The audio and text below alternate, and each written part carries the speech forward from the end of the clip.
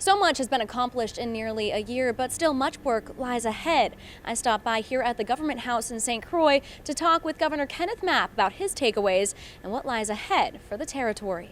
Recovery is going to be a 5 to 7 year process at best. Governor Mapp has seen the Virgin Islands at one of its most challenging of hours. He spent much of the last year working with local levels of government all the way to the federal on bringing relief dollars to the territory. I've been doing this for a long time, and I don't know when within a 12-month period we could ever say 148 members of the U.S. Congress has been through the Virgin Islands from both houses, senators and members of the House. Several lawmakers made visits to the Virgin Islands, along with cabinet secretaries, former presidents, and the current Vice President, Mike Pence. Visibly absent, President Donald Trump. My invitation to President Trump to visit the Virgin Islands stands, and the president's response to me is, "I'm going to surprise you one day." With great tragedy, Mapp says, comes a unique opportunity to rebuild, with several billion in federal funds set to come in. Virgin Islands Congresswoman Stacey Plaskett is watching that closely from the halls of Congress. There's been a resistance in the executive branch to actually release as much funds and in the manner that we would like. Plaskett says we've seen this in everything from the roof rebuild to the education system. The return to school this year delayed for 10 schools throughout the Virgin Islands due to ongoing construction from the storms. FEMA, the Federal Emergency Management Agency, opened up about their lessons learned. All comes down to communication, strengthening communication between the Federal Emergency Management Agency, the Virgin Islands Territorial Emergency Management Agency, and the Virgin Islands government, and getting that message out to Virgin Islanders well before disaster strikes. The VI government collected their takeaways from the storm by way of creating a hurricane recovery task force and compiling a 280-page report and opening it for public feedback. None of the above, denying the work that still lies ahead or forgetting the incident that changed the islands forever. I don't know, it's strange for me. It's strange because of the amount of devastation, and while our direct lives lost remain in the single digit, really following the storms, so many of our friends and family just passed from the trauma of it and the stress and the pressure of the storms. With the heavy weight of a long recovery still lying on the shoulders of the VI, communities pushed forward.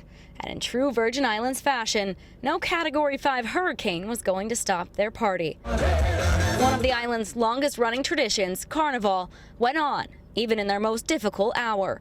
Troops came out, some dancing for the first time since the storm. Some of the pilings that we had to bring in. Many events didn't shy away from the reality of the year. The first annual poker run at Crown Bay Marina in St. Thomas, calling their event Armageddon. Owner of the marina, Kosei Ono, crafted the trophy out of collected debris from the storms, designed in a way to represent the light at the end of the tunnel. So this trophy was made with fractured, mostly from a fractured telephone pole. And when I saw it, I saw some, even though it was rough at the time, I saw some beauty in it. In the same way, I saw some, even though the hurricane devastated the islands, it brought some beauty out of it too. People working together, people helping out each other. And people coming together. Countless community events throughout the year, giving islanders a way to let off steam after a tense several months. We're having it. 2 storms aren't going to keep us away. So it's a little bit smaller this year, but that's okay. Well, just like the island, it'll rebuild. The lighthearted moments helped, but soon after, the reality of the recovery settled back in. The reality that really no one was spared by the devastation. Everybody lost something. Brian Barnes was there when the first winds came through and was there long after. As a member of St. John Rescue, he saw the tragedy firsthand and put others' needs before his own. And what was tough is when in those first few weeks, we were so focused on helping other people. And it took a lot of sort of outside intervention to go, you need to go take care of your stuff. Barnes' own home was washed away. Now, with every rainfall, his senses spike. Emotions still raw from 12 months ago. Seeing all the people come in to help, that was huge. I got to ride in a helicopter. That was cool. The wounds from the storms are very much still healing. Doctors seeing a rise in those seeking mental health treatment in the weeks and months following for depression, stress, and trauma. We were so booked ahead of time the minute we announced it that we started someone else right away. Sandy Colasaco's original office was destroyed in Hurricane Irma.